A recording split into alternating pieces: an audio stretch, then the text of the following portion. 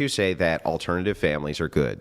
Certain alternative families. Certain It doesn't mean certain that all alternative of them. families are good, right? It depends what you mean by alternative families. Yeah, but you said certain ones are good. Sure. Okay. Are fine. So in this case, you said homosexual families that's are fine. good, right? Why are they good? Because it leads to the studies that I've seen. It leads to comparable outcomes to nuclear families, or heterosexual. Then just to be consistent here, if it was the case that you had studies that said that the results of an incestuous relationship between a man and a man, they have a kid that they adopted, and the outcomes were on par with that of other homosexual men, you would be for them adopting, right? Yeah, If bad is good, then it's good. Sure. Yeah, well, I just want to make sure that I got this right. Hold on. You're stipulating things that just aren't the case. What isn't the case? It doesn't line up with any of the other available data of 3 men who are brothers or 2 men who are brothers having What does that have to do with anything?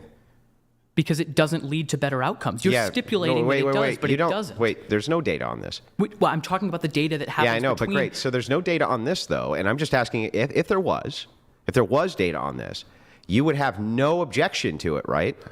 Sure, but that's just because that's not how it works, because you would have to prove that there's a relevant difference as to why a mother and father who are related, raising, let's say adopting, just to keep it the same, adopting children and raising that's bad. There's been data on that.